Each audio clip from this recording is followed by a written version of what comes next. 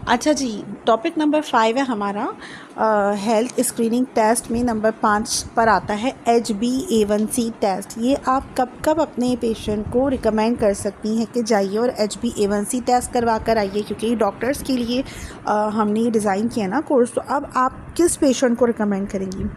Basically HbA1c test मालूम करने के लिए किया जाता है शुगर लेवल आपके ब्लड के अंदर।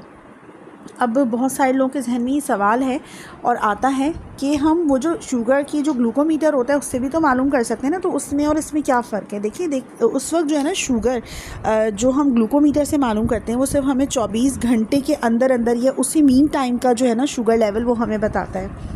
जबकि ये जो ब्लड टेस्ट है HbA1c हीमोग्लोबिन ग्लाइकेटेड प्रोटीन, ठीक है, तो ये हमें पिछले 3 महीनों की हिस्ट्री देता है पेशेंट की कि आया कि इसका शुगर डाउन है या इसकी शुगर हाई है, और ब्लड के अंदर 3 महीने की हिस्ट्री वो पूरा बताता है ओवरऑल कि ये शुगर पेशेंट रहा है या परमानेंट बेसिस पे उसकी शुगर का क्या लेवल है। जबकि जो ग्लूकोमीटर है वो हमें सिर्फ और सिर्फ उसी टाइम की, जैसे हमने खाना खाया तो इतनी होनी चाहिए, खाने से पहले करवाया तो इतनी होनी चाहिए, वो सिर्फ उसी वक्त की हमें शुगर बताता है।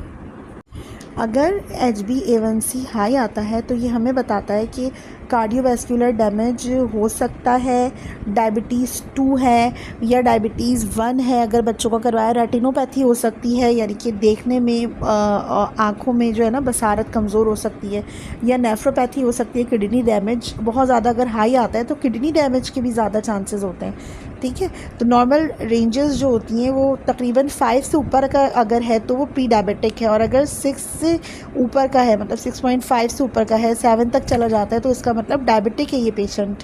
और अगर 7 से भी ऊपर की रेंज है तो इसका मतलब है इसकी जो नेफ्रोपैथी है और रेटिनोपैथी है, इन दोनों के चांसेस काफ़ी हाई हो जाते हैं। मतलब ये हमें बता देता है कि ये पेशेंट जो है ना इसका कितना डैमेज अंदाज़ा हम कर सकते हैं। तो बेसिकली HbA1c टेस्ट हम उन लोगों का करवाते हैं जिन्हें हमें लगता है कि ये इनकी हिस्ट्री में, इनकी फैमिली हिस्ट्री में शुगर है और अब उनकी एज भी ऐसी है, इन्होंने पहले कभी नहीं करवाया टेस्ट, तो आप उनको HbA1c टेस्ट करके जो है लिख कर वो दे दीजिए।